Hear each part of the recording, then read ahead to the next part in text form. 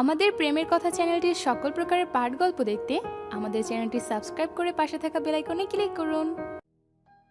এতক্ষণ মুগ্ধ হয়ে শুনছিল সবাই হৃদের কথা। তবে হৃদের শেষের কথায় সবাই অট্টহাসিতে ফেটে পড়ল। হাসল মেহেরও। মেহেরকে হাসতে দেখে হৃদও হাসল, আর হাসতে হাসতেই গুনগুন করে উঠল। আমি দূর হতে তোমাকেই দেখেছি, আর মুগ্ধ এই চোখে চেয়ে দেখেছি। হৃদের গান শেষে সবাই খুশিতে হাততালি দিল। এবার সবাই তাকালো লাবিবের দিকে। সবাইকে নিজের দিকে তাকাতে দেখে লাবিব একটু ভাব নিয়ে দুই হাত তুলে বলল, থাক, বলতে হবে না, আমি জানি তোমরা এখন এটাই বলবে। তো আমি এই ল্যাদা বাচ্চার প্রেমে কেমন করে পড়লাম? সবাই হাসে লাবিবের কথায়। তবে মেহবুবা বিবি করে বলে, বাদর। লাবিব হঠাৎ উঠে চলে যায় ফাঁকা জায়গায়, আবার ফিরে এসে মেহবুবার দিকে আঙ্গুল তুলে বলে, এই ল্যাদা বাচ্চা সেই প্রথম দিন থেকেই আমার সাথে পায়ে পা পাড়া দিয়ে ঝগড়া করত। শুধু তাই নয়, মারতো। খানিক চুপ থেকে একটু লাজুক হেসে লাবিব ফের বলে, আমি ওর হাতে মার খেয়ে ওর প্রেমে পড়ে গেছি।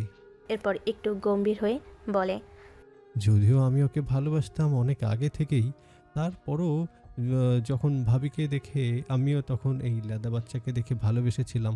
তবে যখন থেকে ওর আশেপাশে আসলাম, তখন থেকে যেন প্রেমের পোকাটা জীবিত হয়ে উঠল। তবে আজ আমি সবার সামনে একটা কথাই বলতে চাই, আর তা হলো সারা জীবন মার খেতে রাজি, তারপরও আমার ল্যাদা বাচ্চাকেই লাগবে। সবাই তো হাসতে হাসতে শেষ, আর মেহবুবা রেগে বোম। লামিয়া হাসতে হাসতে বলে, ব্রো, তুমি মেহবুবার প্রেমে পড়ার একটা যৌক্তিক কারণ বলো। অবশ্যই মার খাওয়া বাদে। লাবিব নিজের কলারে টান দিয়ে বলে, অবশ্যই। বলে সে আবার চলে যায় ফাঁকা জায়গায়, আর নাচতে নাচতে গায়, আলতারাঙা গায়ের বরণ, দীঘল কালো চুল, লাজুক লুজুক মুখ যেন তার ফোটা পদ্ম ফুল। সবাই অবাক হয়ে লাবিবের চোখ দেখে, কারণ শুধু লাবিব নয়, লাবিবকে নাচতে দেখে রাজের ছেলেরাও এসে যোগ দেয় নাচে। একজন ওড়াধুরা নাচছে লাবিবের সাথে। নাচছে সে, সবাই লাবিবের দিকে তাকায়। লাবিব বেজায় খুশি হয়ে হাত তুলে বাইক দেখায়। ছেলেরাও খুশি হয়ে যায়, আর আবার আগের জায়গায় গিয়ে বসে। মেহরিন হাসতে হাসতে শান্তকে জিজ্ঞেস করে, তা ভাইজান, আপনি কি দেখে আমার বান্ধবীর প্রেমে পিছলা খেলেন? শান্ত চুমকির দিকে চেয়ে হাসে, আর দুহাত তুলে স্যালেন্ডার করার মতো ভঙ্গিতে বলে, আমি গানও গাইতে পারি না, নাচতেও পারি না, আবার অমন সুন্দর করে গুছিয়ে বলতেও পারি না। তবে ভার্সিটিতে প্রথম দিন সেই ভীতু ভীতু চাহনি আমার মনে ধরেছিল। আর নবীনবরণ অনুষ্ঠানের দিন শাড়ি পরা অবস্থায় ম্যাডামকে দেখে তো আমি নিঃশ্বাস আটকে মরেই যাচ্ছিলাম। অল্পের জন্য হার্ট অ্যাটাক হয়নি। শাড়ি পরা অবস্থায় তাকে দেখেই মনে হচ্ছিল, তুনে মারি এন্ট্রি আরে দিল মে বাজে ঘন্টি আরে টাং টাটাং টাং টাটাং। সেই ঘন্টির আদালতে এখন সে আমার বউ, আর আমি তার পার্সোনাল কামের বেটা। সবাই হাসে। চুমকি চোখ গরম করে তাকাই, শান্ত হাসে। চুমকির কাঁধে হাত রেখে বলে, আরে রেগে যাচ্ছ কেন? মজা করলাম, আমি ভালোবেসেছি, বিয়ে করেছি, ব্যাস। এমন সময় রাজ আর হৃদের ফোন ভাইব্রেট করে। দুজনেই ফোন চেক করে, আর দুজনের খুশি, দুজনের মুখেই হাসি ফুটে ওঠে। রাজ বলে, চলো সবাই, এখন আমরা আমাদের উদ্দেশ্যে রওনা দিই। সবাই উঠে একটু হালকা হাঁটাচোড়া করে। আর এতক্ষণে রাজের ছেলেরা আবার সব চেয়ার টেবিল ফ্যাক্টরিতে তুলে রাখে, যেন এখানে যারা থাকে তাদের কোনো সমস্যা না হয়। রাহি আবার যায় দুই ভাইয়ের মাঝখানে। রাহি বলে, ভাইয়া, আমরা বরং চলে যাই। ওখানে গিয়ে আমাদের আর কাজ নেই। রাজ কিছু বলতে যাবে, এমন সময় একটা বাইকের শব্দে সবাই সামনে তাকায়। দেখে একটা বাইক তীর গতিতে ছুটে আসছে এদিকেই। বাইকটা একদম রাহির সোজা আসছে, যা দেখে রাজা হৃদের মুখে সামান্য বিরক্তি ভর করে। বাইকটা এত দ্রুত আসছে যে রাহি সেখান থেকে না সরে গিয়ে চিৎকার দেয়, কারণ বাইকটা একদম তার সামনে এসে ব্রেক কষে দাঁড়ায়। রাহি দুহাত মুখের দিকে তুলে দিয়েছিল। সবে কিছুটা ঘাবড়ে যায়। শুধু মেহরিন আর মেহেরকে বিচলিত হতে দেখা যায় না, বরং তাদের মুখে হাসি। চুমকি, আরফা আর লামিয়া ততক্ষণে ওই বাইকে বসা ছেলেটাকে বকাঝকা শুরু করে দিয়েছে। ছেলেটার মুখ দেখা যাচ্ছে না, কারণ সে হেলমেট পরে আছে। বাকিদের আওয়াজও নিজের শরীরে ব্যথা অনুভব না হয় রাহি বুঝল তার কিছু হয়নি। চোখ খুলে বাইকটা এত সামনে দেখে বেজায় রেগে যায় সে। কত বড় সাহস এই ছেলের! আমার দু ভাইয়ের সামনে আমাকে আরেকটু হলে উড়িয়ে দিচ্ছিল। কি হতো যদি পায়ে লাগতো? পা ভেঙে যেত, তখন এই ভাঙা পা নিয়ে কি করে বিয়ে খেতাম? সে দায় কে নিত? যথারীতি তেড়ে যায় রাহি। বাইকে থাকা লোকটার দিকে আঙ্গুল তুলে বলে, এই কে রে তুই? তোর কত বড় সাহস এমন করে বাইক চালাস? চোখকে বাড়িতে রেখে এসেছিস? হতচ্ছাড়া, আনমুখো, পোড়ামুখো। কিন্তু আশ্চর্যের ব্যাপার হলো এত মানুষের বকঝকার পরও বাইকে থাকা ছেলেটার মধ্যে কোনো হেলদোল দেখা যাচ্ছে না। সে আরামসে বাইকের উপর বুকের কাছে গুজে বসে আছে, তাকিয়ে আছে রাহির দিকে। তা দেখে রাহি আরও চটে যায়। কি রে, তুই কি বোবা? কথা বলছিস না কেন? কোন যুগ এলো রে? কানা বোবাও বাইক চালায়, সাধারণ জনগণকে বিপদে ফেলে। এই, তোকে লাইসেন্স কে দিয়েছে? তোর নাম বল, তার নামে আমি কেস করব। এত কথার বিপরীতে যখন ছেলেটি কোনো কথা বলে না, তখন রাহির রাগ মাথায় উঠে যায়। দাঁড়া, তুই কথা বলবি না? তোর বাপ, দাদা, নানা, নানি 14 গোষ্ঠী কথা বলবে। বলে এদিক ওদিক তাকিয়ে কিছু খুঁজতে থাকে রাহি। কাঙ্ক্ষিত জিনিসটি চোখে পড়তে সে ছুটে যায়।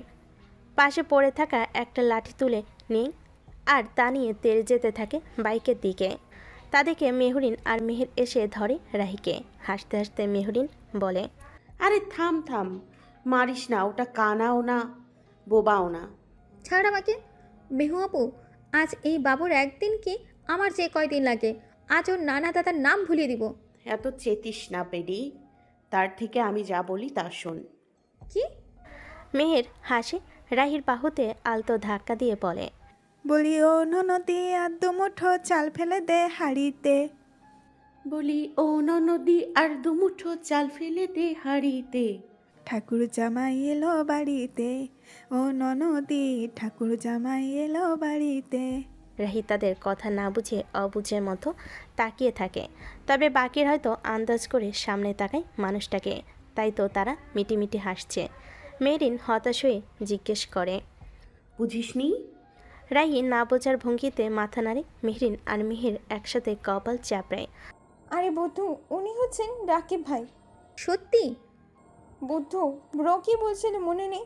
এখানে তার অনুমতি ছাড়া কেউ আসতে পারবে না। যে এসেছে সে অবশ্যই ব্রোর অনুমতি নিয়েই এসেছে। আর ভাবিরা কি গান গাইলো বুঝলি গাধি? তখন রুহি বুঝতে পারে যে এটা আসলেই রাকিব। রাকিব ছাড়া এমন কাজ কেউ করতে পারে না। সে হঠাৎ করে রাগে গিয়ে ফেলে দেওয়া লাঠিটা আবার তুলে নেয় আর তেড়ে যায় রাকিবের দিকে। এদিকে রাকিব বাইক থেকে নেমে রাজ আর হৃদের সাথে কৌশল বিনিময় করছিল। এমন সময় রাহি ডেকে ওঠে। রাকিব বা? হঠাৎ রাকিব রাহির গলা পেয়ে তাকিয়ে দেখে রাহি লাঠি নিয়ে দৌড়ে আসছে। অবস্থা খারাপ বুঝে রাকিবও পিছনের দিকে দৌড় দেয়। সামনে একজন মার খাওয়ার ভয় পেয়ে ছুটছে, আরেকজন মার দেওয়ার জন্য তেড়ে আসছে। এই দৃশ্য দেখে বাকিরা সবাই হেসে ওঠে। ওদের দৌড়াতে দেখে সবাই হাসলো। হৃদার রাজ মুখটা গম্ভীর করে রাখলো, এমন একখানা ভাব যেন ব্যাপারটা তাদের মোটেও পছন্দ হয়নি। কিন্তু সত্যি কথা বলতে আসলে তো উল্টোটাই, বরং ওরাই সবচেয়ে বেশি খুশি হয়েছে। তাদের প্রিয় প্রিন্সেস প্রাণ খুলে হাসছে, দৌড়াচ্ছে। এটা দেখে তো তাদের অন্তর ঠান্ডা হয়ে যাচ্ছে। কিন্তু তা তো বুঝতে দেওয়া যাবে না। বড় ভাই হিসাবে একটু ভয়ভীতি তো বজায় রাখতে হবে, ভাব গম্ভীরতা তো নিতেই হবে। বোনের জামাইকে বোঝাতে হবে আমরা বড় ভাই, আমাদের সামনে এসব চলবে না। রাজ আর হৃদ একে অপরের দিকে তাকিয়ে বাঁকা হেসে নিল, কিন্তু কেউ দেখার আগেই হাসিটা মিলিয়ে গেল হাওয়ায়।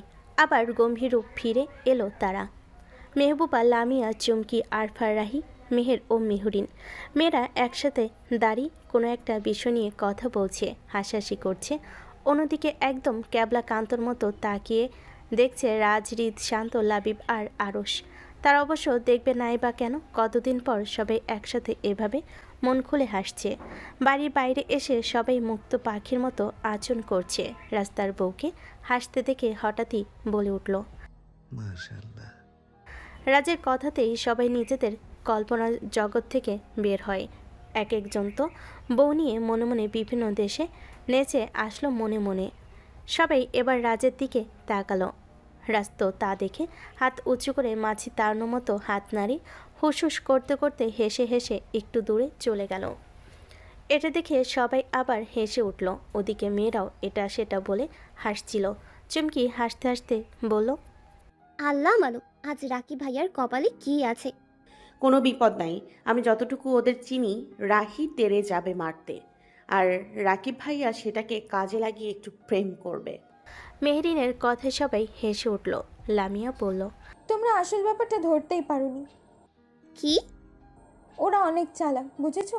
ওরা একটু একা সময় কাটাবে বলে এই পথ অবলম্বন করলো, যেন একটু একা টাইম স্পেন্ড করা যায়। তবে হ্যাঁ, আমার মনে হয় রাহি গান্ধী ব্যাপারটা বোঝেনি, কিন্তু রাকিব ব্রো খুব চালাক। নইলে ভাবো সে কেন দৌড় দিত? চাইলেই তো এখানেই থাকতে পারতো, কিন্তু সে কি করলো? দৌড়ে নিজের পিছু নিয়ে গেল আমাদের রাহিকে। কি বুদ্ধি মাইরি! লামিয়ার কথাই আরেক দফা হাসি রোল উঠল। মেহের হাসতে হাসতে বলল, বাবা লামিয়া, তোমার তো ভারী বুদ্ধি, কি সুন্দর ওদের প্ল্যানটা ধরে ফেলেছো। বুঝতে হবে বস, আর দেখতে হবে না আমি ননদ কাদের। লামিয়ার এই কথাই মেহরিন আর মেহের দুই দিক থেকে তার গাল টেনে একসাথে বলে উঠল। ওলে ওলে, আমার বুদ্ধিমতী ননদিনী রে। ওদিকে রাহি আর রাকিব তখনও দৌড়াচ্ছে। রাকিব মুখে বাঁকা হাসি নিয়ে দৌড়াচ্ছে, আর রাহি রাকিবের 14 গোষ্ঠী উদ্ধার করতে করতে রাকিবের পেছন পেছন ছুটছে। রাহির রাগ হওয়ার অন্যতম কারণ, গ্রামে আসার ঠিক 6-7 দিন আগে থেকে তাদের ঝগড়া চলছে। রাগ করে রাহি রাকিবকে সব জায়গা থেকে বুলকে রেখেছিল। এখন রাহির কথা, রাকিব কেন এই 6-7 দিনে একবারও কল দিল না, খোঁজ নিল না। বেশ খানিকটা পথ তারা দৌড়ে এসে গেছে, এখন আর কাউকে দেখা যাচ্ছে না। আশেপাশে শুধু তারা দুজন। রাহি হাঁপিয়ে গেছে। একটা মেয়ে কি কোনো ছেলের সাথে কখনো দৌড়াতে পারে? না, কখনোই পারে না। আর যদি কেউ পারো তবে হয়তো পারতে পারে, কিন্তু রাহি পারে না। তাই সে তার শয়তানি বুদ্ধি কাজে লাগালো। ওই যে কথায় আছে না, সোজা আঙ্গুলে ঘি না উঠলে আঙ্গুল বাঁকা করতে হয়, রাহিও তাই করবে। সোজা পথে সে কোনো দিনই এই রাকিবকে ধরতে পারবে না। তাই সে তার কেরামতি বুদ্ধি কাজে লাগালো। দৌড়াতে দৌড়াতে হঠাৎ রাহি বসে পড়ল আর চিৎকার করে উঠল। বসে হাতে ফু দিতে লাগলো। রাহির চিৎকার শুনে রাকিব থেমে গেল। পিছনে ফিরে রাহিকে রাস্তার মাঝখানে বসে হাতে ফু দিতে দেখে রাকিবের ভেতরটা মোচড় দিয়ে উঠল। কোনো কথা না বলে সে দৌড়ে কাছে এসে বলল, কি হলো তোমার? পড়ে গেছো? ব্যথা পেয়েছো? কোথায় ব্যথা লেগেছে দেখাও আমাকে। বেশি লেগেছে? এসব বলতে বলতে রাহির দুহাত উল্টে পাল্টে দেখতে লাগলো। এর মধ্যেই রাকিবের কপালে বিন্দু বিন্দু ঘামের দেখা মিলল। তা দেখে রাহির ভীষণ হাসি পাচ্ছিল, কিন্তু সে হাসবে না। কোনোভাবেই এখন হাসা যাবে না। শুধু হাসি না, ভালো লাগছে। লাগবে নাই বা কেন? প্রিয় মানুষের মনোযোগ পেয়ে, যত্ন পেয়ে, একটুখানি ভালোবাসা পেলে কার না ভালো লাগে? কিন্তু এই ভালো লাগাটা টিকলো না। রাহির রাগের কাছে হার মানল। রাহি রেগে কিছু বলতে যাচ্ছিল, কিন্তু রাহিকে কিছু বলতে না দিয়ে রাকিব বসে পড়ে রাস্তায়, আর রাহির পা দুটো তুলে নেয় নিজের কোলে। তা দেখে রাহি বাঁকা চোখে তাকায়। সে মূলত বুঝতে চায় রাকিব কি করতে চাইছে। রাকিব নিজের মতো কাজ করে যাচ্ছে। রাহির পা দুটো নিজের কোলে নিয়ে একে একে দুটো জুতো খুলে ফেলে রাকিব। রাহির গায়ের রং খুব ফর্সা, আর তাই অনেকক্ষণ জুতা পরে থাকায় পা দুটো লাল হয়ে গেছে। এ দৃশ্য দেখে রাকিব হতাশ নিঃশ্বাস ফেলে। মনে কথা মনে না রেখে ধমকে উঠে বলে, সবসময় এমন বাচ্চাদের মতো করো কেন? আমাকে টেনশন না দিলে ভালো লাগে না, তাই না? নাকি চাও তোমার ভাইরা আমাকে গুলি করে মেরে ফেলুক? রাহির খারাপ লাগে, ভীষণ খারাপ। মনে মনে বলে, ও আমার ভাইদের ভয়ে এত যত্ন নিচ্ছে, মন থেকে নয়। অভিমানী রাহি সঙ্গে সঙ্গে পা দুটো নামিয়ে নেয় রাকিবের কোল থেকে। কি হলো, পা সরাচ্ছ কেন? সবসময় শুধু নিজের মন মতো চলবে, তাই না? তোমাকে তো বাকিটার বলতে পারে না রাকিব। রাহির পাশে খুলে রাখা জুতাগুলো তুলে নিয়ে ছুঁড়ে মারে ধান ক্ষেতের মাঝে। ঘটনাটা এত আশঙ্কিক হয় যে রাকিব কিছু বুঝতে পারে না। তখন বিষয়টা মস্তিষ্কে ঢোকে, আর তখনও জোরে ধমক দেয়। এটা কি করলে তুমি? মানে কি এসবে?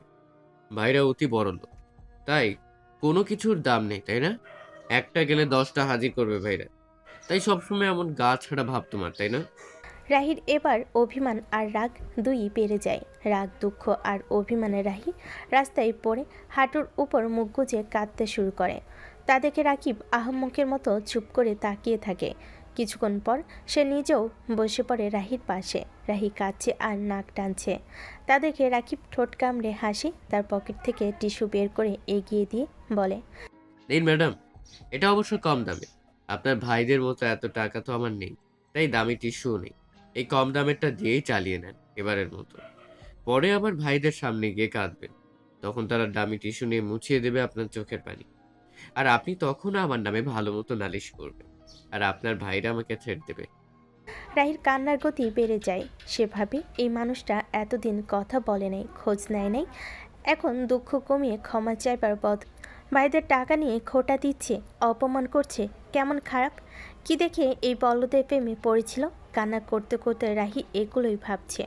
রাহিকে আরও জোরে কাঁদতে দেখে রাকিব আবারও হাসে, তারপর বলে, পা দুটো মেলে বসে কান্না করেন ম্যাডাম। রাহি কান্না করতে করতেই মুখ তুলে রাগি চোখে তাকাই রাকিবের দিকে। তা দেখে রাকিব বুকের উপর হাত দিয়ে বলে, আল্লাহ, এভাবে কেউ তাকালে হার্ট ফার্ট অ্যাটাক হয়ে যাবে তো। আল্লাহ, আমাকে কি জীবন দিলা। ভাইরা হুমকি দেয় গুলি করে খুলি উড়িয়ে দেবে, হাড়গোড় ভেঙে দেবে। আর বোন এমন ভাবে তাকায় যে তাকানোতেই আমার মৃত্যু অনিবার্য। রাহি যেন রাকিবের কথা শুনছে না, সে কাঁদতেই থাকে। রাকিব দীর্ঘশ্বাস ফেলে, তারপর নিজেই রাহির পা দুটো ঠিক করে সমান করে বসায় আর তার কোলের ওপর মাথা দিয়ে বলে, নিন এখন কাঁদুন ম্যাডাম। রাহি আরও জোরে কেঁদে ওঠে। তা দেখে রাকিব জোরে জোরে হেসে দেয়। রাহি আবারও রাগি চোখে তাকায়। তা দেখে রাকিব চোখ বন্ধ করে নেয়। রাহি কাঁদতে থাকে। রাকিব আস্তে করে চোখ খুলে তাকায়, আর তার চোখ আটকে যায় রাহির ঠোঁটে। ঠোঁটে লিপস্টিক লেগে আছে, তাও আবার অর্ধেক খাওয়া। তা দেখে রাকিব ঠোঁট কামড়ে হাসে, তারপর দুষ্টুমি ভরা স্বরে বলে, আপনার বড়লোক ভাইরা আপনাকে খেতে দেয় না? আপনার এত দুর্দিন এসেছে যে আমার খাবার খাচ্ছেন আজকাল? মানে? এটা জিজ্ঞেস করবেন না ম্যাডাম। আমি অতি ভদ্র ও সুশীল, এই সুনামে কালি লাগাতে চাই না। আপনি জিজ্ঞেস করলে যদি আমাকে হাতে কলমে বুঝিয়ে বলতে হয়, তবে আপনিই আবার আমাকে দুশ্চরিত্র উপাধি দেবেন।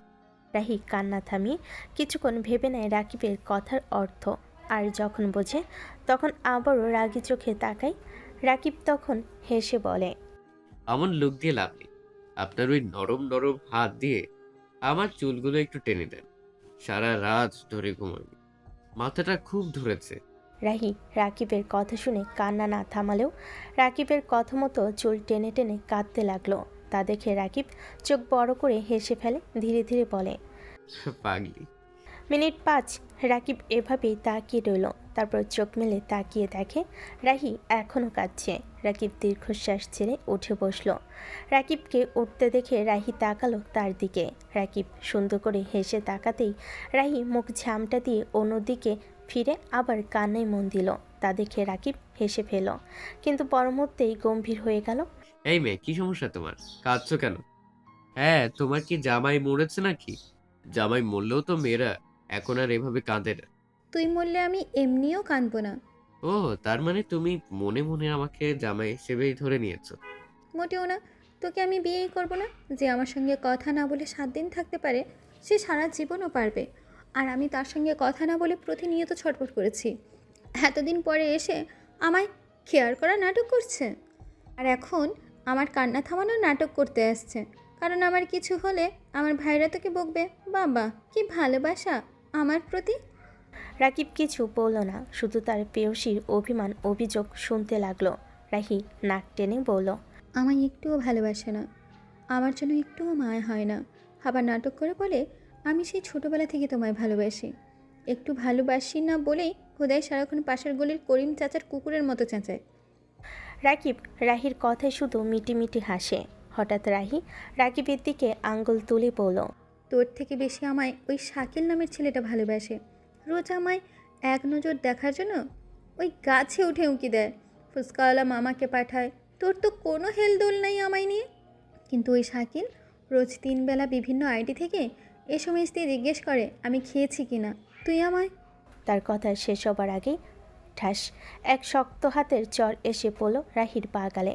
রাহি গালে হাত দিয়ে সামনে তাকিয়ে কিছু বলতে যাবে, কিন্তু রাকিবের লাল লাল চোখ দেখে আর কিছু বলতে পারল না। মাথা নিচু করে আবার কান্না শুরু করলো।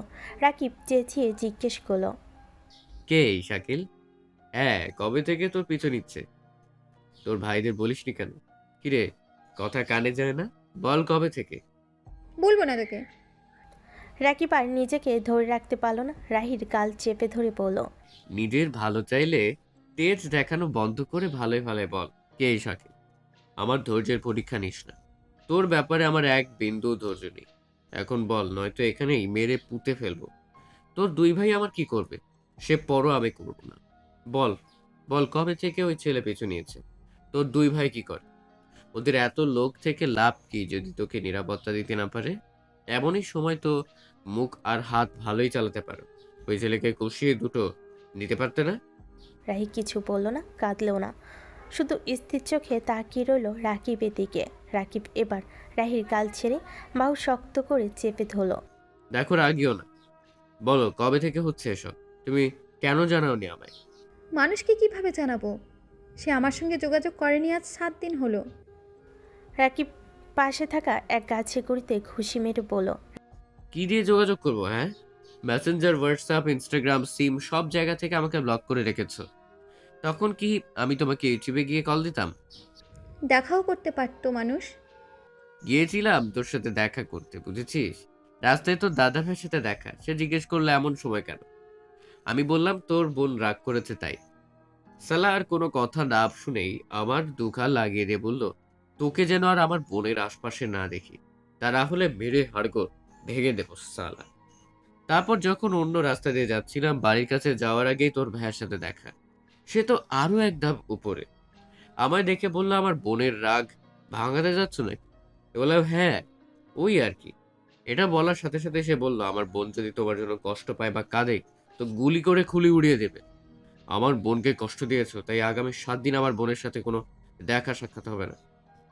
তারপর আমি চেষ্টা করেছি, ইউনিভার্সিটিতে গিয়েছিলাম, তোর ভাইয়ের লোকেরা আমাকে দেখে ভাইকে জানিয়েছে, আর সে কল দিয়ে আমায় হুমকি দিয়েছে। এখন বল এখানে আমার দোষ কোথায়? আর এতদিনে তুই কিনা কোনো ছেলে গাছে উঠে উকি দিচ্ছে সেই গল্প শোনাচ্ছিস? রাহি মনে মনে ভাইদের উপর রাগ জন্ম নিল, তবে প্রকাশ করলো না। মনে মনে ভাবলো এই আগুন আগে নিভাতে হবে। সে তো আমার ভাইয়া যদি জানে কেউ তাদের বোনকে কষ্ট দিচ্ছে তাহলে তারা রাগ করবে, এটাই স্বাভাবিক নয় কি? তা না হয় মানলাম, ওই ছেলে ব্যাপারটা আমি তোর ভাইদের কাছ থেকে জেনে নেব। তারা তোকে নিরাপত্তা দিতে পারলো না কেন, এর জবাবও তাদের দিতে হবে। শুনে রাখ, আমি তোর ভাইদের ভয় পাই না, শুধু সম্মান করি। রাকিব আর কিছু না বলে রাহির হাত ধরে টেনে নিয়ে যেতে থাকে। রাহি মনে মনে নিজেকে হাজারখানে গালি দেয়, কেন এত কথা বলতে গেল। হঠাৎ রাহি বলে ওঠে, শুনছেন স্যার? রাকিব থেমে যায়, ঘাড় ঘুরিয়ে রাহির দিকে তাকায়। রাহি দাঁত বের করে হেসে বলে, আমি আইসক্রিম খাবো। এখানে দোকান নেই, সামনে পেলে কিনে দেব। রাহি বুঝতে পারছে না এখন কি করবে। পায়ে হালকা তাপ লাগতেই মাথায় বুদ্ধি আসে। হঠাৎ মুখটা কাদু কাদু করে বলে, উফ, রাস্তা অনেক গরম, আমি হাঁটতে পারছি না, পা পুড়ে গেল। রাকিব সাথে সাথে নিজের জুতো খুলতে যায়, কিন্তু রাহি বাধা দিয়ে বলে, কি করছো তুমি? জুতো খুলছো কেন? আমার কি তোমার মতো হাতের পা? ওই জুতো পরলে আমি উস্তা খেয়ে রাস্তার মধ্যে মুখ থুবড়ে পড়বো। রাকিব রাহির এই দুষ্টামি বোঝে, মনে মনে হেসে আবার জুতো পরে নেয়। এরপর রাহিকে তুলে নেয় কোলের মধ্যে। রাহিও গলা জড়িয়ে ধরে। রাকিব তার দিকে একবার তাকায়, আবার সামনের দিকে চোখ ফেরায়। ওই শোনো না। আর একটা বাড়তি কথা বললে ফেলে দেব। ফেলে দাও, আমার কোমর ভাঙলে তোমারই লস। লোকেরা বলবে রাকিবের বউ কোমর ভাঙা, তাতে তোমারই বদনাম হবে। নাটকবাজ। আসলে শাকিল হচ্ছে একটা কল্পনা। তুমি তো আমার সাথে কথা বলো না, যোগাযোগ করো না, তাই আমি ভেবেছিলাম তুমি এমন করছো।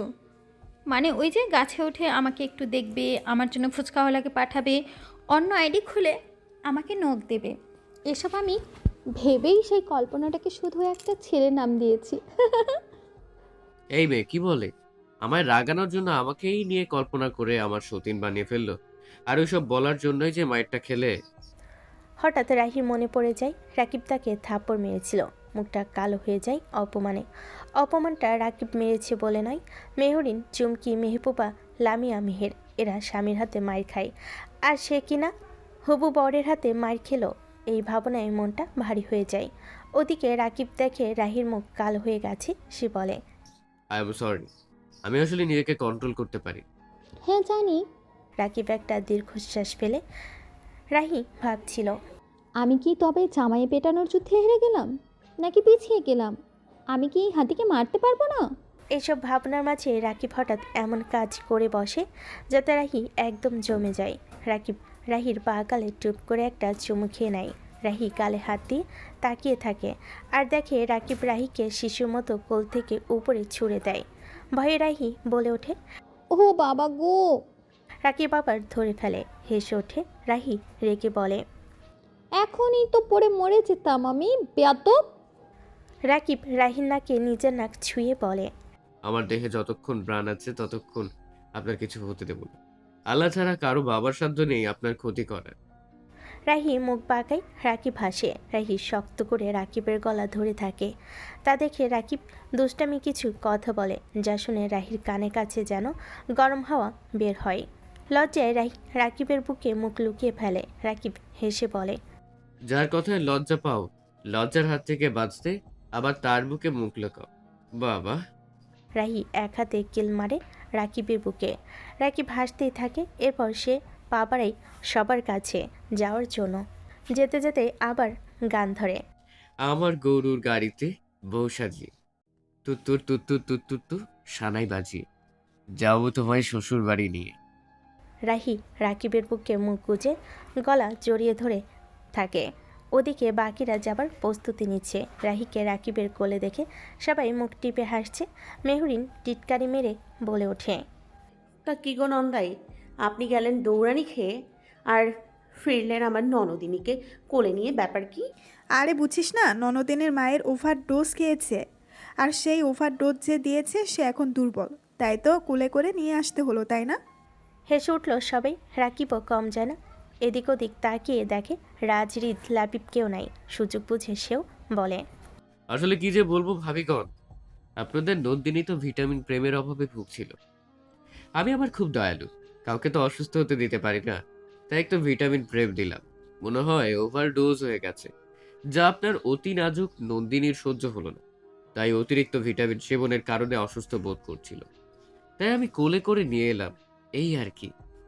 রাকিবের কথা শুনে সবাই হেসে দিল। আর রাহি ধুম করে এক কিল বসিয়ে দিল আর নেমে গেল রাকিবের কোল থেকে। সাফাই দিয়ে বলল, আরে না না, এসব বাজে কথা। আসলে আমি রাগে জুতো ধান খেতে ছুঁড়ে মেরেছিলাম, আর রাস্তাও অনেক গরম ছিল, তাই ও আমাকে কোলে করে এনেছে, এই আর কি। রাহির কথার বিপরীতে সবাই বলে উঠল, ও। রাকিব রাহিকে রাগাতে বলল, শুধু কোলে করে নিয়ে এসেছি নাকি, সাথে তো। এতটুকু বলতেই রাহি রাকিবের পেটে কোনোই দিয়ে এক গুঁতা মারল। রাকিব হেসে ফেল, সাথে বাকিরাও। আচ্ছা থাক, আমরা বুঝেছি তোমরা প্রেম প্রেম খেলতে এসেছো। সে যাকে এখন চলো আমরা রওনা দিই। রাহি এগিয়ে গেল গাড়ির দিকে। গাড়িতে বাড়তি জুতা আছে। এতক্ষণে রাজ, রিত আর লাবিবও এসে গেছে।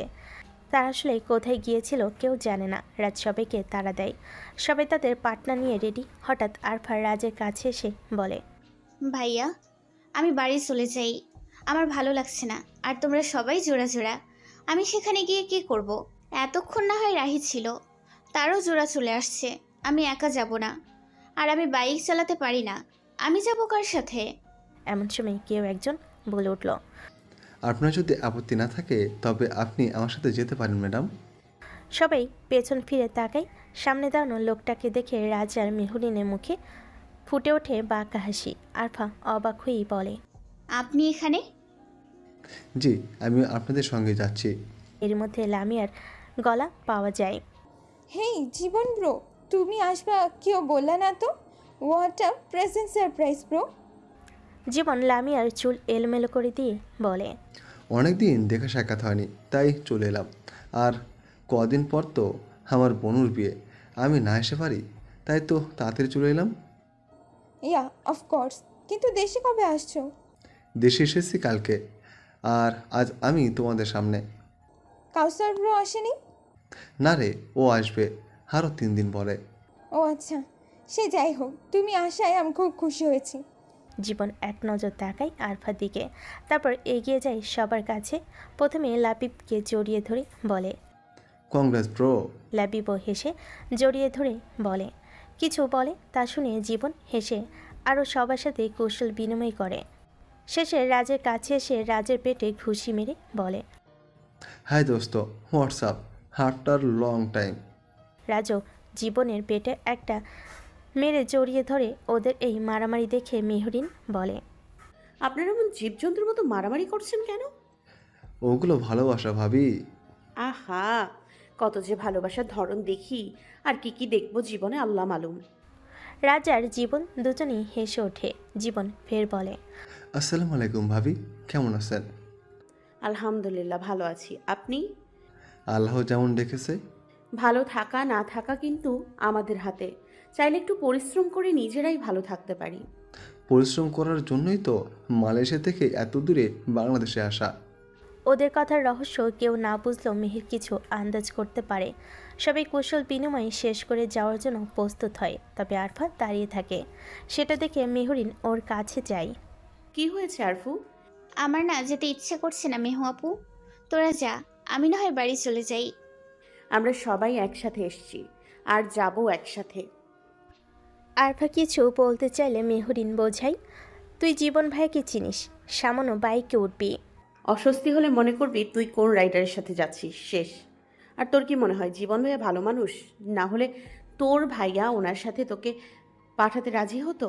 আর তারপরেও যদি তোর কিছু মনে হয় সঙ্গে সঙ্গে আমাকে কল দিবি। আরফা মাথা নেড়ে রাজি হয়। মেহরিন যখন আরফাকে বুঝিয়ে দিচ্ছিল তখন জীবন ওদের দিকে তাকিয়ে হাসে। জীবন বলে, ম্যাডাম, আপনার অনুমতি পেলে আমরাও চাই। আরফা মাথা নেড়ে উঠে বসে, তবে জীবনকে না ধরে পেছন থেকে ধরে। জীবন সেটা দেখে বাঁকা হাসে। জীবন সামনের দিকে দেয় এক টান, আর সাথে সাথে আরফা পড়ে যায় জীবনের পিঠে। জীবন হেসে বলে, ম্যাডাম, আমার শরীরের ময়লা লেগে নেই। আসার আগে 1 ঘন্টা সময় নিয়ে শাওয়ার নিয়েছি, তাও ডেটল সাবান দিয়ে। জীবনের কথা শুনে আরফা না চাইলেও হেসে দেয়, আর সেই হাসিতে কেউ আবার ঘায়েল হয়। যে হাসির মায়ে পড়েছিল 2 বছর আগে, তা যেন আবার নড়ে ওঠে। জীবন বলে, ম্যাডাম, হুম। ধরে বসুন। আরফা কাঁপা কাঁপা হাতে জীবনের কাঁধে হাত রাখে। সাথে সাথে জীবনের শরীরে এক ঝাঁকি লাগে, আর তা উপলব্ধি করে। আরফা চিন্তিত কণ্ঠে বলে, কি হলো, আপনি কি অসুস্থ? জীবন কাঁধে রাখা আরফার হাতের দিকে এক নজর তাকিয়ে বলে, না ম্যাডাম, না না, না চাইতেও অনেক কিছু পেয়ে গেলে যা হয় আর কি। সে যাই হোক, আপনি আমাকে ধরে বসুন, আমরা এখন উড়াল দেব। আরফা ধরে বসে। আর জীবন বাইক চালাচ্ছে এত জোরে যে আরফা হাত কাঁধ থেকে সরিয়ে পেছন থেকে শক্ত করে জড়িয়ে ধরে রেখেছে। জীবন মনের আনন্দে ছুটে চলেছে। ব্যাপারখানা দেখতে বেশ সুন্দর লাগছে। 7টি বাইকে 7 জোড়া কাপল, আর তাদের পিছনে 7টি গাড়ি। পুরো রাস্তার উপর যেন তাদেরই আধিপত্য। বাইকারদের পেছনে ছুটছে গাড়িগুলো। রাস্তার মানুষজন দেখে অনেকেই ভাবছে হয়তো কোনো নেতা ফেতা হবে। যাই হোক, প্রায় 30-40 মিনিটের মধ্যেই তারা তাদের গন্তব্যে পৌঁছে গেল। জায়গাটা একেবারে রিসোর্টের মতো নিরিবিলি, কোলাহলমুক্ত। আশেপাশে অনেক মানুষ ঘুরছে, ছবি তুলছে, আড্ডা দিচ্ছে, তবে তেমন সারা শব্দ নেই। দুপুর 2:50 বাজে, তাই সবাই বেশ খিদে পেয়ে গেছে। সবাই একটু এদিক ওদিক ঘুরতে গেল, আর রাজরিত গেল খাবারের অর্ডার দিতে, ছেলেরা গেল হালকা হতে। মেয়েরা সবাই গল্প করছে, হাঁটছে। হঠাৎ মেহরিনের চোখ পড়ল দূরে, যেখানে এক লোক একটা বাচ্চাকে মারছে। বাচ্চাটার বয়স কত হবে, 12 কি 13, হাতে কোল্ড ড্রিঙ্কসের ট্রে। লোকটা কী যেন বলছে আর মারছে। বাচ্চাটা কাঁদছে। মেহরিন সবাইকে বলে উঠল, তোমরা দাঁড়াও, আমি আসছি। বলে সোজা ছুটে গেল বাচ্চা আর লোকটার দিকে। লোকটা আবার হাত তুলে মারতে যাবে, ঠিক তখনই মেহরিন লোকটার হাত ধরে ফেলে। লোকটা ক্ষেপে উঠল, ঘুরতে এসেছেন, ঘুরুন ফিরুন, খান আর চলে যান, আমার কাজে বাধা দিবেন না। মেহরিন লোকটাকে পাত্তা না দিয়ে বাচ্চাটাকে জিজ্ঞেস করলো, কি হয়েছে বাবু? উনি তোমাকে মারছেন কেন? উনি অন্যদের খাওয়া কোল্ড ড্রিঙ্কস আবার নতুন করে বোতলে ভরে বিক্রি করেছিলেন। আমি দেখে বাধা দিয়েছি, উনি আমাকে বকা দিয়ে মেরেছেন। এখন একজন আমাকে ট্রিপস দিয়েছিলেন, সেটা উনি নিতে এসেছেন, আমি না করেছি, তাই উনি মারছে। প্রথমত বাচ্চাদের দিয়ে কাজ করাচ্ছে, তার উপর পর্যটকদের নোংরা খাবার খাওয়াচ্ছে, আর শেষে দিব্যি ডাকাতির মতো আচরণ। তবু সে নিজেকে শান্ত রেখে কিছু বলতে যাবে, ঠিক তখনই লোকটা আবার বাচ্চাটাকে থাপ্পড় মারতে যায়। মুহূর্তে মেহরিন তার হাত মুছে ধরে বলল, আপনার তেজ খুব বেশি মনে হচ্ছে। এই তেজ কমতে আমার 2 মিনিটও লাগবে না। এমন মার মারবো 1 মাস হসপিটালের বেডে পড়ে থাকবেন। বলে হাত ছেড়ে দিল। লোকটা ক্ষেপে উঠে বলল, আপনি কিন্তু মাত্রা ছাড়াচ্ছেন, মহিলা মানুষ বলে কিছু বলছি না। তার গলার আওয়াজ আশেপাশে সবাই জড়ো হয়ে গেল। মেহের এসে বলল, তা না হলে কি করতি তুই? লোকটা অবাক হয়ে একবার মেহরিনের দিকে আর একবার মেহেরের দিকে তাকাচ্ছে। যখন বুঝলো ওরা জমজ, তখন লোকটা বিরক্ত মুখে বলল, দেখুন, আপনারা এখানে ঘুরতে এসেছেন, ঘুরুন, খেয়ে চলে যান। এসব ঝামেলায় না জড়ানোই ভালো, আর মহিলাদের অত চোপা না থাকাই ভালো। লোকটার এই কথা শুনে চমকে উঠল মেহবুবা, লামিয়া, রাহি আর আরফা। তারপর হু হা করে হেসে দিল, সঙ্গে মেহরিন আর মেহেরও হাসি চেপে রাখতে পারল না। লোকটা বিরক্ত হয়। মেহরিন সরাসরি সেই বাচ্চাটার কাছে গিয়ে তার চোখ মুছে দিল, হাতে থাকা ট্রেটা পাশে রেখে জিজ্ঞেস করলো, তুমি কাজ করছো কেন? এটা তো পড়াশোনা করার বয়স, বাবু। আমি পড়ি তো ক্লাস 5-এ, রোজ স্কুলে যাই না, সপ্তাহে 2 থেকে 3 দিন যাই। তার কথা শুনে সবাই অবাক। মেহরিন জিজ্ঞেস করলো, কেন বাকি দিন এখানে কাজ করো তাই? বাচ্চাটা মাথা নাড়ল সম্মতিসূচক ভঙ্গিতে। তুমি কেন কাজ করো? তোমার আব্বু নেই? না, আমার আব্বু তো অনেক আগেই মারা গেছেন। আগে আম্মু কাজ করতো, কিন্তু কয়েক মাস ধরে আম্মু অসুস্থ, বিছানায় শুয়ে থাকে, উঠতে পারে না, তাই আমি এখানে কাজ করি। রাতের বেলা যাওয়ার সময় খাবার কিনে নিয়ে যাই। সবাইয়ের মন খারাপ হয়ে গেল। ভাবলো, এত সুন্দর একটা ছেলে যদি ধনী পরিবারের ঘরে জন্মাতো তাহলে হয়তো আজ রাজপুত্রের মতো থাকতো, কিন্তু ভাগ্য, বাবাটা বেঁচে থাকলেও হয়তো এই বয়সে ওকে কাজ করতে হতো না। ঠিক তখনই সেই লোকটা আবার এসে বাচ্চাটাকে এক চড় মারল। বড়লোক দেখলেই তোমাদের দুঃখের কাহিনী শুনিয়ে টাকা হাতানোর ধান্দা, তাই না? এই কথা শোনা মাত্রই মেহরিন নিজের সমস্ত শক্তি দিয়ে লোকটাকে এক চড় মারল। মেয়ে তো হাত নিষ্পিস করছিল, সেও সঙ্গে সঙ্গে অপর গালে দ্বিতীয় চড়টা দিল। দুই বোনের চড় খেয়ে লোকটা শুধু মাথায় নয়, যেন পুরো দুনিয়ায় ঘুরে গেল। লোকটা নিজেকে ধাতস্থ করে দাঁতে দাঁত চেপে বলল, ভালো করলি না। তোরা বান্দির বাচ্চারা, তোরা চিনিস আমি কে? পর্যটক বলে এতক্ষণ অনেক ভদ্রতা দেখিয়েছি, আর নয়। তুই আমার কোন চুটের বাল হে শালা? তুই কে হে বল তো শুনি? তুই যাই হ, তুই কেন তোর বাপ আসলেও আমাদের একটা চুলও পাকা করতে পারবে না, বুঝেছিস শালা টাকলা চামচিলা বান্দন্যের পোলা? প্রথমে মার, তারপর ওই রকম গালিগালাজ শুনে লোকটা চরম অবাক। মেহেরের গালি শুনে আরফার রাহি ফিক করে হেসে দিল। তুই তো দেখি ছেলেদের মতো গালি দিস। আচ্ছা সত্যি করে বল, এসব বাংলা গালি কোথা থেকে শিখলি তুই? আর বলিস না, আমি যাদের খেলাতে যেতাম শালারা সবাই গালিবাজ ছিল। ওদের গালি শুনতে শুনতে আমিও গালিবাজ হয়ে গেছি। মেহেরের উত্তর শুনে সবে হেসে উঠল। ওদিকে চুমকি একটা কথা বলে দিল লোকটাকে রাগিয়ে। যে লোকটা টাকলা বলেই চুমকি হা হা করে হেসে দিল। চুমকির সঙ্গে সঙ্গে যোগ দিল আরফা, লামিয়া, রাহি, মেহবুবা আর সেই বাচ্চাটাও। কিন্তু লোকটার মাথা গরম হয়ে গেল। এই টাক নিয়ে সে কোনো কথাই সহ্য করতে পারে না। কত যে তেল ওষুধ মেখেছে চুলের জন্য, কিন্তু এই টাকের গোড়ায় কিছুতেই চুল উঠল না। লোকটা চুমকির দিকে আঙ্গুল তুলে বলল, এই বান্দির বাচ্চা, তুই আমায় টাকলা বললি কেন? চুমকি তো ভীষণ রেগে গেল, সঙ্গে সঙ্গে তাকে গালি দিল। চুমকি মেহরিনের বেস্ট ফ্রেন্ড, কিন্তু লোকটা তো আর জানে না। চুমকি এদিক ওদিক চোখ বুলাই, কিন্তু কাঙ্ক্ষিত জিনিসটা পেল না। চোখে পড়ে সামনে রাখা কোল্ড ড্রিঙ্কসের ক্যান, সেটাই হাতে নিয়ে সরাসরি ওর দিকে ছুঁড়ে মারল ওই লোকটার টাকে।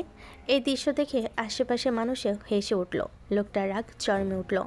সে সঙ্গে সঙ্গে ফোন বের করে কাউকে কল করলো, গালাগাল দিয়ে বলল, এখন এখানে চলে আয়।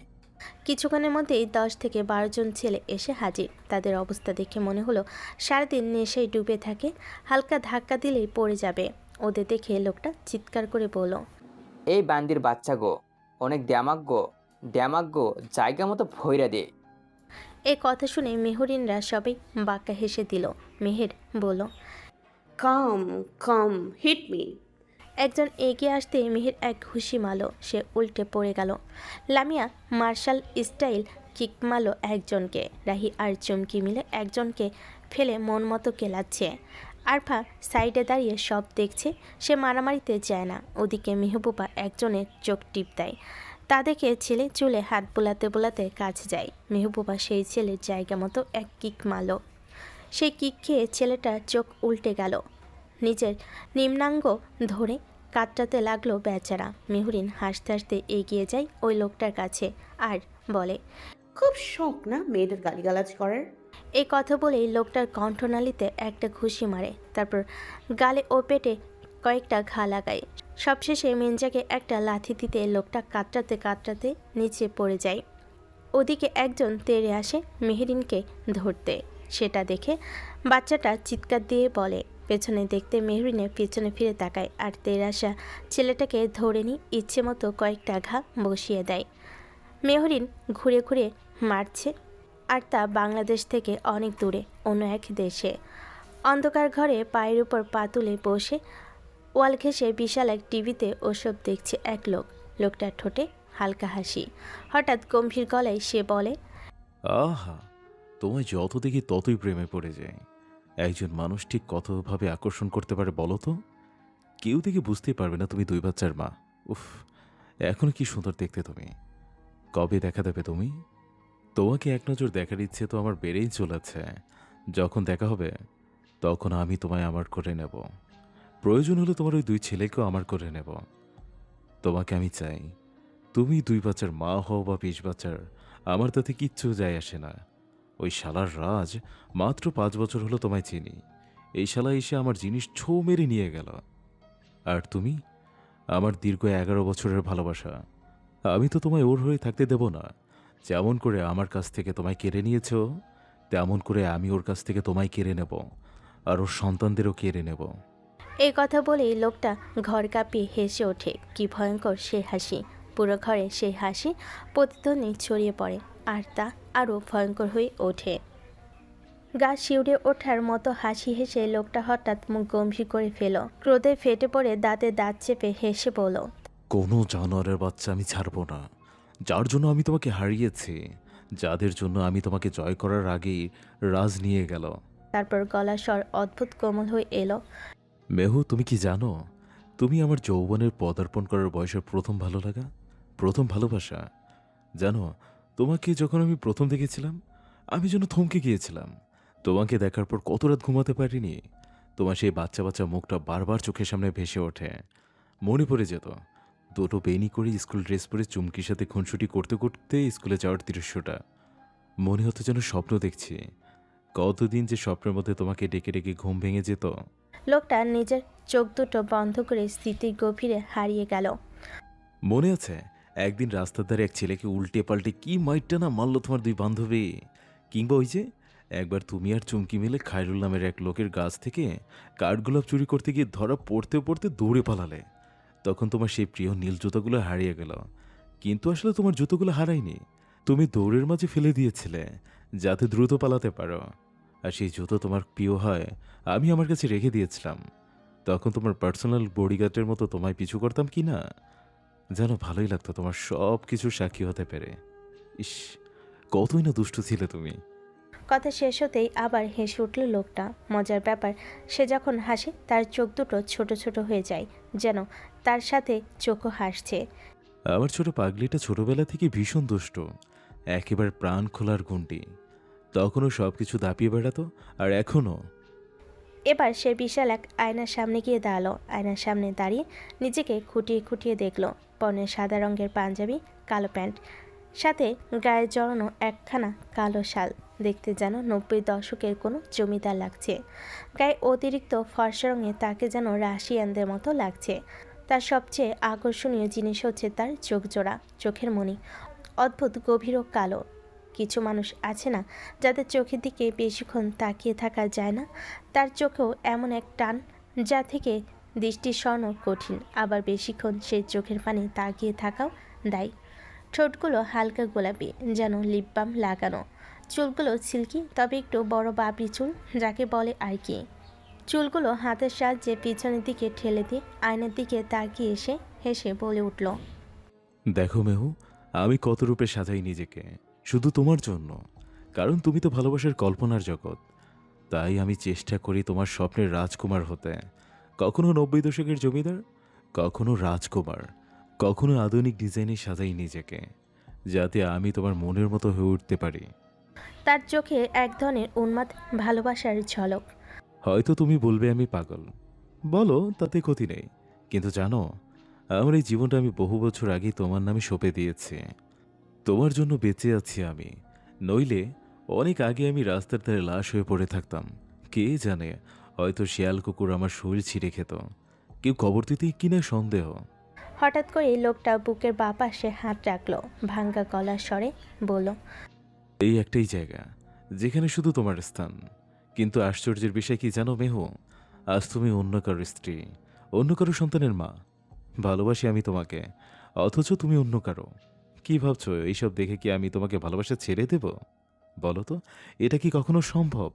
কথাটা শেষ করে লোকটা কাঁধ থেকে চাদরটা খুলে ছুঁড়ে মারল। সেটি কোথায় পড়ল তা দেখার প্রয়োজন বোধ করলো না। তারপর খুলে ফেলো তার পরনে পাঞ্জাবি।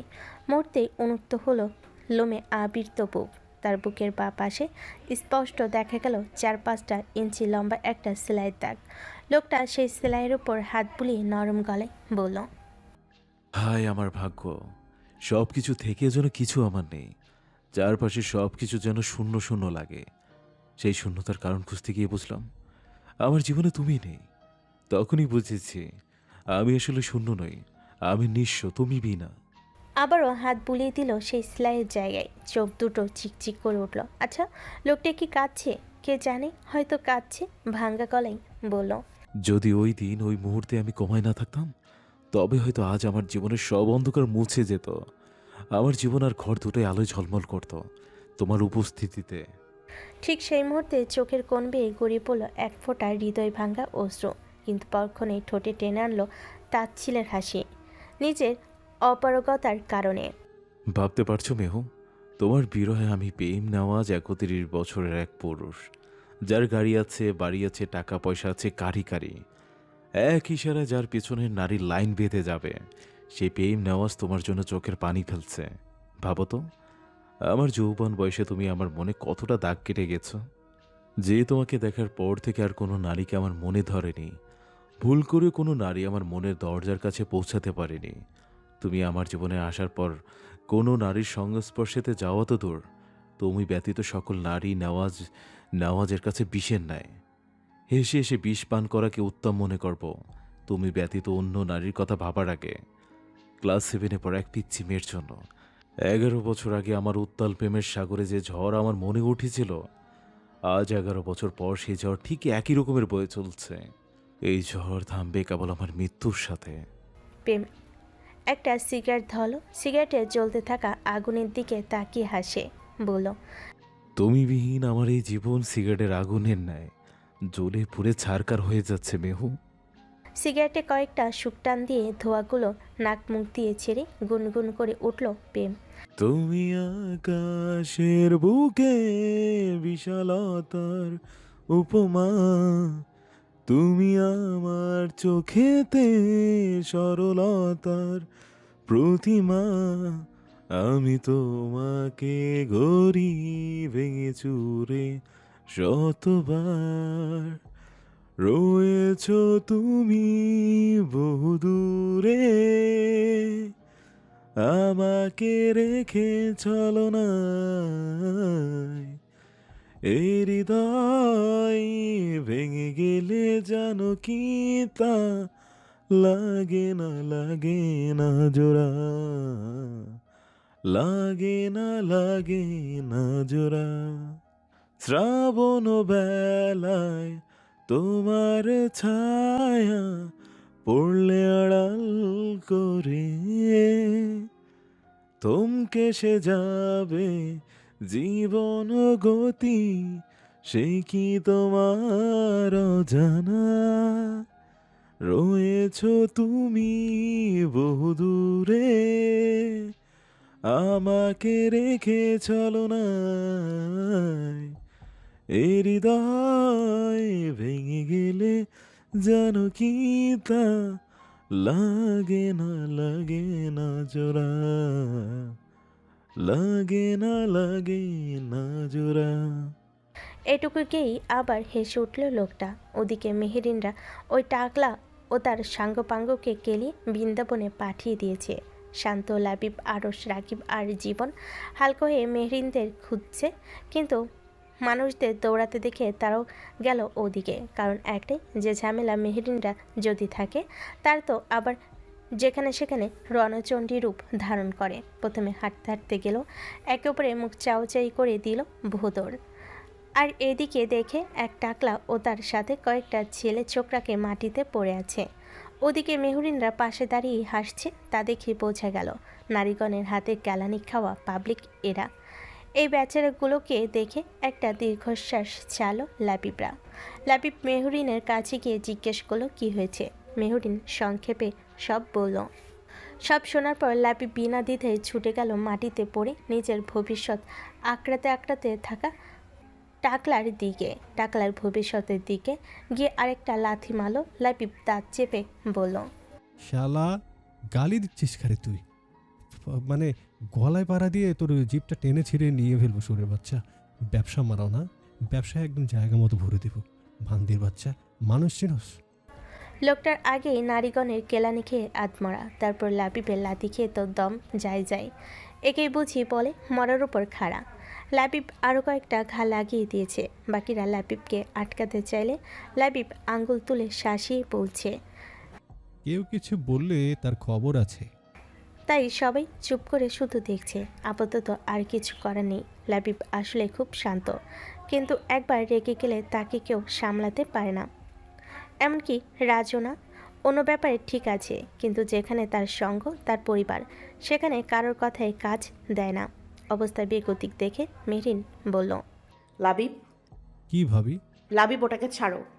লাবিব কিছু বলল না, আরেকটা লাথি দিয়ে ছেড়ে দিল। না, একেবারে ছাড়লো না। একে তো মারতেই পারলো না, এটাকে কেটে পিস পিস না করা পর্যন্ত মনে শান্তি মিলবে না। লাবিব আবার চিৎকার করে ডাকে ওর ছেলেদের। ছেলেরা এদিক ওদিক ঘুরছিল, অনেকে আবার হালকা হতে গেছে। লাবিবের গলা পেয়ে ছুটে এলো যারা পাশে ছিল। লাবিব চিৎকার করে বলল, তোরা থাকতে এই জানোয়ারের বাচ্চার এত সাহস হয় কিভাবে আমার পরিবার আর আমার মেয়েদের গালি দিতে? গালি দেওয়ার আগেই ওদের কল্লা নামিয়ে ফেললি না কেন?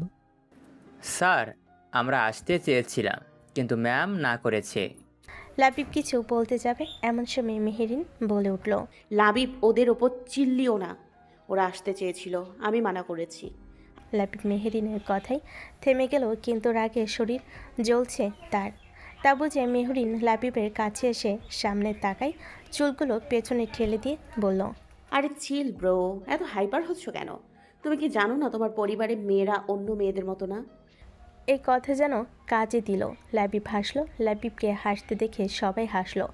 রাকিব জীবন আর শান্তর কাঁধে হাত রেখে বলল, বুঝলে ভাইয়া, আজ একটা ভাবি নেই বলে এমনভাবে চুলগুলো ঠিক করে দিল না, আর এই জন্যে আমার সব চুল পড়ে যাচ্ছে। রাকিবের রসিকতায় সবাই হাসলো। তাই নাকি? তো চুল যেহেতু পড়েই যাচ্ছে, আসেন স্যার, আপনার যে কয়টা চুল আছে ওগুলোও আমি উপড়ে ফেলি, তাহলেই আর চুল পড়ার দুঃখ থাকবে না। রাহির কথার জবাবে রাকিব নাটকীয় ভঙ্গিতে বলল, সে ম্যাডাম, আপনার যা মন চাই উপরে ফেলুন, আমি পুরোটাই তো আপনার। তবে কথা হচ্ছে, টাকলা জামাই বিয়ে করলে আপনার মান সম্মান থাকবে তো? রাকিবের কথাই সবাই হেসে উঠল, আর রাহি মুখ বেঁকিয়ে রইল।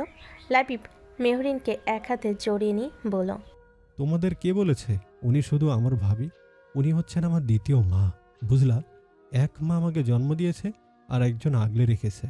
আম্মুর তো এখন বয়স হয়েছে, তাই আম্মুর অনেকগুলো কাজ এখন আমার ভাবি মা করে। যেমন রাত করে বাড়ি ফিরলে না ঘুমিয়ে খাবার নিয়ে অপেক্ষা করে, অসুস্থ হলে সেবা করে, ছোট বড় সব বিষয়ে সাপোর্ট করে, আবার বিপদে কাঁধে কাঁধ মিলিয়ে লড়াই করে। যদি সহজ করে বলি, তবে একজনের ভিতরে সব, বন্ধু, বোন, মা, সব কিছু আমি পাই এই একজন মানুষের ভেতর, বুঝলা? সবাই একসাথে বলে উঠল, একদম। লাবিবের কথাই মেহরিন হাসলো, লাবিবও হাসলো। হাসতে হাসতে আবার চোখ গেল ওই টাকলার দিকে। ব্যাস, আবার গেল মেজাজটা বিগড়ে। লাবিব এক চিৎকারে বলল, এই টাকলা শালাকে এখান থেকে নিয়ে যেত, সরা এটাকে আমার চোখের সামনে থেকে। লাবিবের এখনকার কথাই আবার সবাই হেসে উঠল। ছেলেরাও লাবিবের কথায় হাসতে হাসতে নিয়ে চলে গেল লোকগুলোকে। এতক্ষণে রাজার হৃদ ওদের খুঁজতে খুঁজতে এখানে এসে পৌঁছে গেছে। এতক্ষণ লোকের কানাঘুষা শুনছিল, কতগুলো মেয়ে মিলে কিছু লাফাঙ্গাকেই ইচ্ছে মতো মেরেছে। এটা শোনা মাত্রই রাজার হৃদ বুঝে গেল এগুলো তাদের বউ, শালি আর বোন ছাড়া অন্য কেউ হতে পারে না। তারা জানে একটাও ছাড় পাবে না, তাই আস্তে ধীরে এসেছে। সবাইকে হাসতে দেখে হৃদ রাজের কাঁধে হাত রেখে ফিস ফিস করে বলল, দেখেছিস এতগুলো মানুষ পিটিয়ে এক একটা কেমন দাঁত বের করেছে? মনে হচ্ছে মানুষ পিটায়নি, কোনো পছন্দের গেম খেলেছে। তো মানুষ পেটানো তো ওদের পছন্দেরই গেম। এটা কি তুই জানিস না নাকি? যদি জেনে না থাকিস তাহলে যা একবার আমার শালীর কাছে গিয়ে জিজ্ঞাসা কর, হাতে কলমে বুঝিয়ে দেবে। হৃদ চোখ রাঙিয়ে তাকালো রাজের দিকে। রাজ তা দেখে বাঁকা হাসলো, আবারও বলল, রেগে যাচ্ছিস কেন? ভয় পেয়েছিস? অবশ্য বাড়ি কথা, তোর তো আবার রেকর্ড আছে বউয়ের হাতে মার খেয়ে অজ্ঞান হয়ে যাওয়ার। এটা শোনা মাত্রই হৃদ এক লাথি মারল রাজকে। রাজও এক ঘুষি মেরে বলল, শালা আমার মারছিস কেন? পুরুষত্ব দেখাচ্ছিস? তোর যেহেতু এতই পুরুষত্ব আছে তো যা না, যা বউয়ের কাছে গিয়ে দেখা। ওখানে তো পারবি না, যত জোর শুধু আমাকেই দেখাতে আসছিস শালা। ওই যে কথায় আছে না, নরম পাও যারে যাইত্যা ধরো তারে। তোর হয়েছে সেই অবস্থা। বউ তো গরম, তাই তার সাথে পারো না, আর এদিকে আমাকে নরম পেয়ে যত যাতাযাতি আমার সাথে। হৃদ রেগে কিছু বলতে যাবে এমন সময় মেহের বলে উঠল, আপনারা দুজন ওখানে দাঁড়িয়ে দাঁড়িয়ে কি তখন থেকে নতুন জামাই বউয়ের মতো গুজুর গুজুর করছেন? রাজ একবার হৃদের দিকে তাকিয়ে আবার মেহেরের দিকে তাকিয়ে তীব্র প্রতিবাদ জানিয়ে বলল, ছি ছি শালিকা, এটা কি বললে তুমি? আমি কোন দুঃখে ওকে জামাই বা বউ ভাবতে যাব? আমার বউ আছে, আর আমি তার লয়াল হাজবেন্ড, বুঝলা? আর আমি কোন দুঃখে একটা ছেলের সাথে জামাই বউয়ের মতো কথা বলবো? বাই এনি চান্স তুমি কি আমাকে ওইসব ভাবছো? শোনো, খবরদার অমন কিছু ভুল করেও মাথায় আনবে না। তারপর রাজ হৃদের দিকে তেসরা ভঙ্গিতে তাকিয়ে বলল, ওটার জানি না, তবে আমি পাকা পুরুষ। আমার দুইটা রাজপুত্র আছে। আশা করি আমার পুরুষত্বের প্রমাণ পেয়েছো। তার প্রমাণ হিসেবে তোমাকে আমার 2 ছেলের খালামণি বানাই দিয়েছি। মেহেরের দিকে একটু এগিয়ে ফিসফিসিয়ে রাজ বলল, ওর কি কোনো সমস্যা আছে? থাকলে আমাকে বলতে পারো, আমার কাছে ভালো ডাক্তারের সন্ধান আছে। পেছন থেকে হৃদ এটা দেখে বলে উঠল, এই এই, তুই আমার বউয়ের কানে আমার নামে কি বিষ ঢালছিস শালা? রাজ কিছু বলার আগেই মেহের বলল, ভাইয়া বলছে আপনার কোনো সমস্যা আছে কিনা, থাকলে জানাতে, ওদের কাছে ভালো ডাক্তার আছে। মেহেরের কথা শুনে হৃদ তো ভয়ানক রেগে যায়। যাবেই বা না কেন? তার পুরুষত্ব নিয়ে কথা। আজ রাজের একদিন কি তার একদিন। হৃদ দৌড়ে আসে রাজকে ধরতে, কিন্তু ধরতে পারলে তো। রাজ আগেই বুঝেছিল তারপর আক্রমণ হতে পারে। বিপদ বুঝে সে আগে থেকেই প্রস্তুত ছিল। রাজকে দৌড়াতে দেখে হৃদও ছুটে নিল তার পিছু। দুজনেই ছুটছে, হৃদ গালি দিচ্ছে আর ছুটছে। রাজও ছুটতে ছুটতে বলছে, শালা ঠিকই তো বলছি, তোর সিস্টেমে প্রবলেম আছে। হৃদ রাজকে পেলে তো আজ গেলিয়ে বৃন্দাবন পাঠিয়ে ছাড়বে। ওদিকে এই দুই দামরাকে এভাবে দৌড়াতে দেখে সবাই হাঁ করে তাকিয়ে আছে। দেখে মনে হচ্ছে এটা যেন ভার্সিটি ক্যাম্পাস, আর দুই বন্ধু ক্যাম্পাস জুড়ে দৌড়াচ্ছে মারামারি করার জন্য। অনেকক্ষণ দৌড়ানোর পর রাজ ঘাসের উপর শুয়ে পড়ল হাঁপাতে হাঁপাতে। কিছুক্ষণের ব্যবধানে হৃদ এসে রাজের পাশে শুয়ে পড়ল। দুজনেই হাঁপাচ্ছে। হঠাৎ একজন অন্যজনের দিকে তাকিয়ে হেসে ফেল। তারপরই মুহূর্তেই হৃদ উঠে বসে রাজের উপর কলার ধরে বলল, শালা, তুই আমার আগে বাচ্চার বাপ হয়েছিস বলে আমার পুরুষত্ব নিয়ে কথা বলবি? বলে রাজের গালে এক ঘুষি মারল। তারপর কি রাজও হৃদকে ফেলে দিয়ে তার উপর উঠে বলল, শালা, আমি একসাথে দুজনের বাপ হয়েছি, তোকেও কাকু বানিয়ে দিয়েছি, হ্যাঁ তুই এখনো আমার শালিকাকে বেবি দিতে পারলি না? তো বলবো না কেন তোর সিস্টেমে প্রবলেম আছে? বলে হৃদের গালে এক ঘুষি মারল। ওদিকে সবাই দৌড়ে এসে থামলো তাদের কাছে। এদের এমন মারামারি দেখে মেহরিন গম্ভীর কণ্ঠে বলে উঠল, লাবিব, তোমার দামরা ভাইকে বলে দাও সে এখন কচি খোকা নয় যে এমন মারামারি করবে। সে এখন 2 বাচ্চার বাপ, ভুলে যায় নাকি? মেহরিনের কথায় সবাই মুখ টিপে হাসলো। হৃদ হা হা করে হাসতে লাগলো। রাজ ভোতা মুখে সরে আসলো হৃদের কাছ থেকে। হৃদকে দাঁত কেলাতে দেখে মেহের বলল, রাহি, তোর ভাইকে বলে দে সে আর ভাইয়া কিন্তু একই বয়সে, তাই সে বাচ্চার বাবা নয় বলে যেন নিজেকে ফিডার খাওয়ার বাচ্চা মনে না করে। ব্যাস, হৃদের দাঁত কেলানো মুহূর্তেই বন্ধ হয়ে গেল। এখন রাজও হৃদের দিকে আঙ্গুল তুলে হা হা হি হি করে হেসে দিল। এদিকে মেহরিন কিছু বলবে এমন সময় আরফা বলে উঠল, হয়েছে, থাক বোন, তোরা কি শুরু করলি?